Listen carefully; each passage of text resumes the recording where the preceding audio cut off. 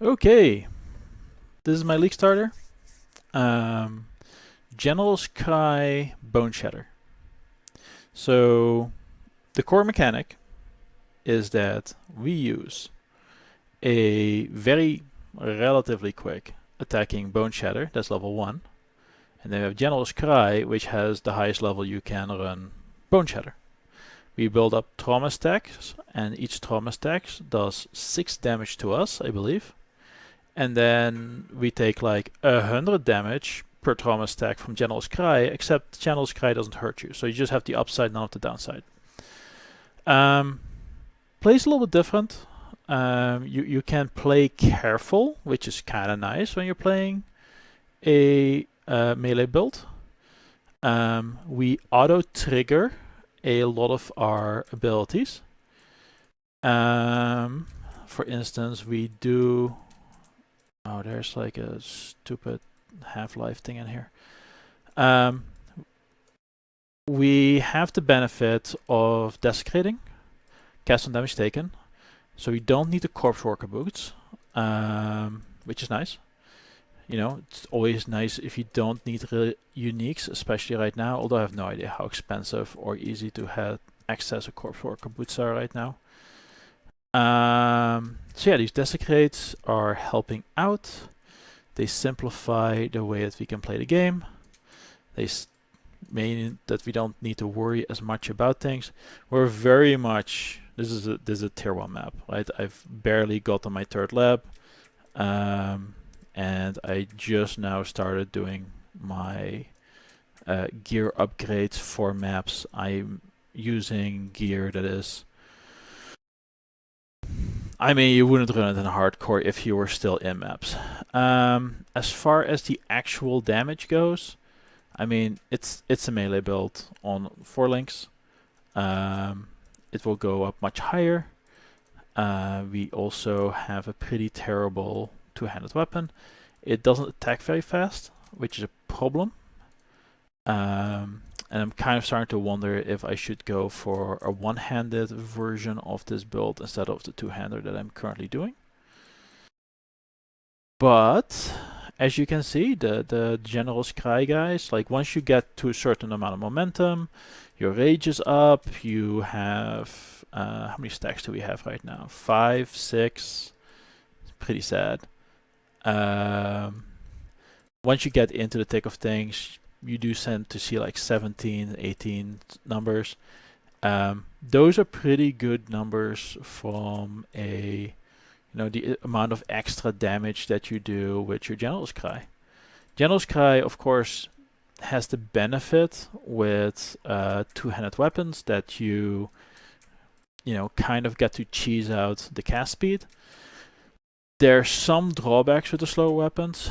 One of those being that sometimes your General Scry minions, when they pop up, will do a terrible job of hitting things that are moving away. So anything that has an AI that wants to run away, like necromancers and stuff like that. Sometimes your General Scry minions, if they don't have enough melee range or anything else, will start their attack as soon as they're close enough, and then they just walk away and don't get hit. That's a little bit of a frustration. I think a lot of those things will be fixed once we start moving a little bit faster. I've liked the lake mechanic so far. We can start with shrines. Shrine seems fine. And let's go look at the boss. Definitely ramp your damage. On occasion you step away and you get to dodge attacks, and whenever you dodge attacks, you effectively help your damage. You can also be relatively far away because we have +1 strike target. So we're always building stacks even when we're not necessarily in the thick of things. Which means that we have surprisingly good uptime for a melee build. Yeah, I'm actually pretty excited about all that. It looks like it's gonna do well. Like this is super comfy blue. Map. How many monsters do we have left? 19. Okay, we're done. So let's talk a little bit about the gearing and other things going on. We are running War Banner, Vitality, Precision, Arctic Armor, and Determination. We have a 200-300 damage axe with a 1.25 attack speed, which could be a lot better. We have a helmet. This helmet has a grand total of 48 resists and a little bit of accuracy. Our accuracy is way too high for what we need, so this is a terrible helmet. We have a chest, which has a 4-link and 32 total resists and no life. We have some gauntlets, which is also a 4-link, which has 21 total resists. This is a pretty decent ring. It actually has like real numbers. It has like 60, 80, 87 resists and some life. Nice amulet. This is something I got from Calandra. 130 max life ring. That's pretty exciting. And then the belt is also pretty decent, with almost 120 life and some resists crafted on, flash charges gained, fire resist, and we have our 10% movement speed boots and 16 life. Yeah, so our gear is garbage, but it's actually doing okay on it.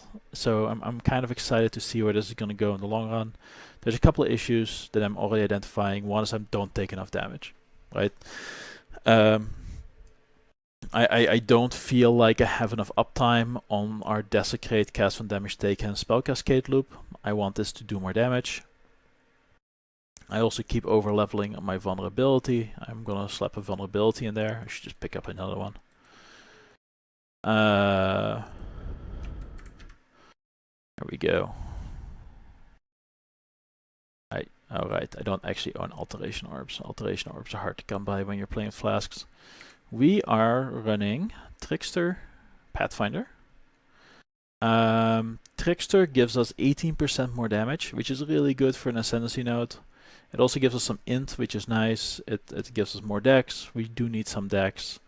So, yay.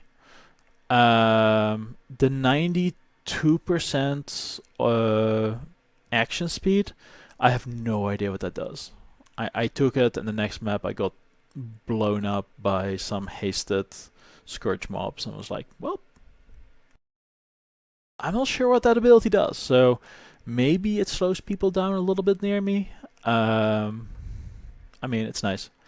I'm going to go to 0 energy shield as my current plan, so that gives me the +6 of suppressed spell damage while on full energy shield, because if you don't have energy shield, then you're at full energy shield. And then we're going to pick up spell suppression from Magebane, which is a freebie. We are going to pick up reflexes, which is just spell suppression, unfortunately. But that is 1, 2, 3, 4 points, and we get 14. This is at least 10 points of spell suppression, so 24 spell suppression. And we're going to pick up this wheel, and we're going to get one of these masteries because it's 2% more damage as well.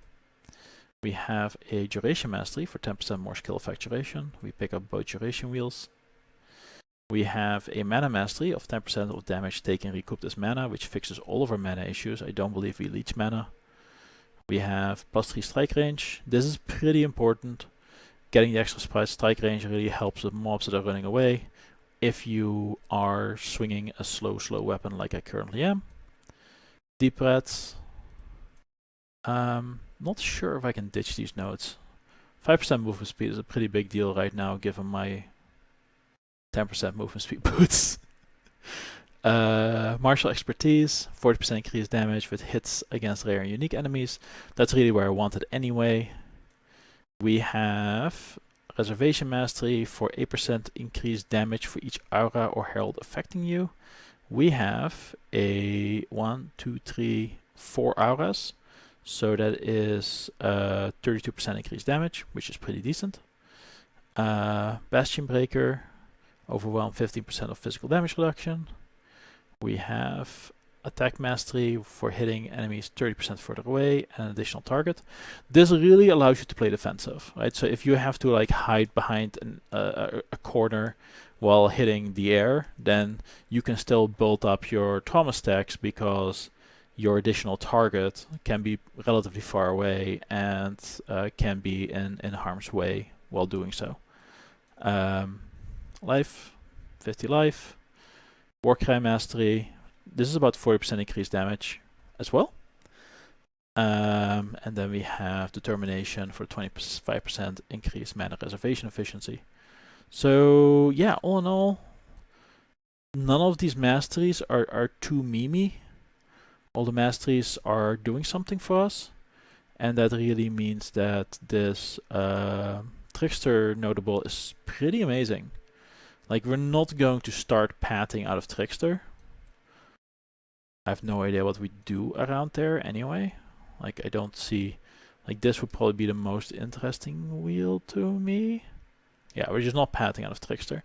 We're literally taking it for... hopefully the 6% suppressed spell damage. The...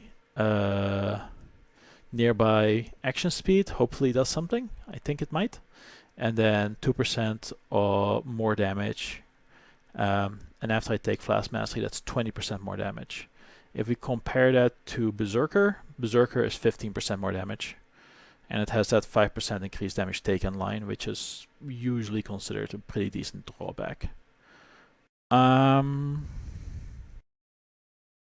yeah, pretty happy with how it's doing on a garbage axe. I think that there's definitely opportunities to improve it further. I would like to get real movement speed boots, so I can dump this guy. I still have 10% increased attack speed on this flask, elemental resistances, avoid stuns, and then probably run an onslaught flask. Use the onslaught flask for increased attack speeds and everything else. And yeah, I'm gonna focus on this node, and these nodes over here. Get some more life going, get some more damage going, and start working on my ability to mitigate spell damage. Then the question is what I'm gonna do after that. One option is to route up here. So we take finesse, movement speed, spell suppression, quick step, movement speed, spell suppression, intuition. That's a lot of spell suppression and movement speed, all of which are very valuable to me. I can even get to herbalism, which is some pretty decent life nodes up here, and that would be if we start patting out of a ranger. If we start patting out of a ranger, then the question is, are we still going to keep these 4 nodes, right? Because 1, 2, 3, 4 nodes. This fourth node is okay. These first 3 nodes are terrible. But if I look at on the tree where those 4 nodes would go, it would be Dex, Int, Dex, Strength, and even then we still wouldn't get there. So I think that this tree is going to stay the way it is. We're then going to end up taking these 2 ranger nodes, probably go the accuracy, attack speed, finesse, and then just take this little dangly bit down here.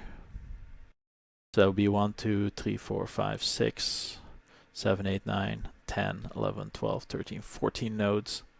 I mean, right now we are level 71. So that's 14 nodes there, 15, 16, 17, 18, 19, 20, 21, 22. So 22 nodes, 3 of which we get for free. So that's 18. And that means we are probably around level 90 at that point. Yeah, so by level 90 we should be capped on spell suppression. And given that we have 6% max spell suppression, it might be worth to travel up here for an extra 3% max spell suppression. I don't know for sure though. I don't know if there's good spell suppression masteries that I care about.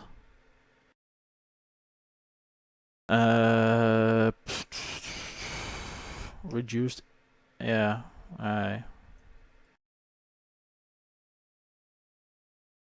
yeah, I don't know if there's much that we want to do with an actual spell suppression mastery. Might not be worth it. But yeah, that's kind of what we're looking at. On the damage side, we have a lot of damage nodes allocated. On the life side, we definitely do not. Right? We have damage here, here. This is utility. Damage, damage, utility. Damage, damage, damage, damage. Versus we have 1 life wheel, 2 life wheels. Then we have this little life bit. 3 life wheels, 4 life wheels. Definitely should have a little bit more life in my build. Anyway, that's where we're at. I'm pretty happy with how it's doing. I'm pretty excited about where things are going. As far as future projects, I picked up a 3% off of Perfect Beast for Charles, a 49% Storm Secret, and a 48% Storm Secret. I'm pretty sure Perfect. The damage isn't perfect, but who cares? Trickery. I dropped a Divination Distillate, which is like 3 points off of Perfect, I believe. Yeah, I'm missing a point of Quant, and I'm missing 2 points of Rarity. And I'm thinking of turning this into a Rarity quantity farmer. So we have 28% rarity here, 30% rarity here, so that's 58% rarity. And then if we do this with a true Pathfinder, because now we do want to scale Flask Effect, we would be able to hopefully get our rarity a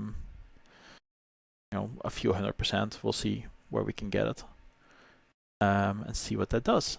We'll see what the uniques look like and everything else too. But that's where we're at.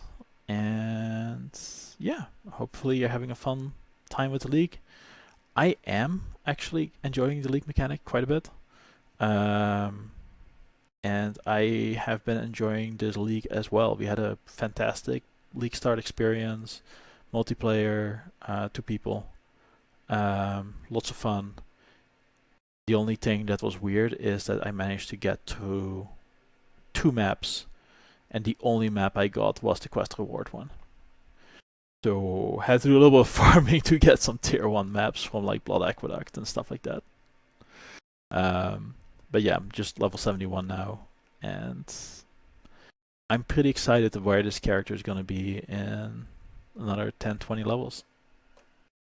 Oh, and with real gear that has like stats.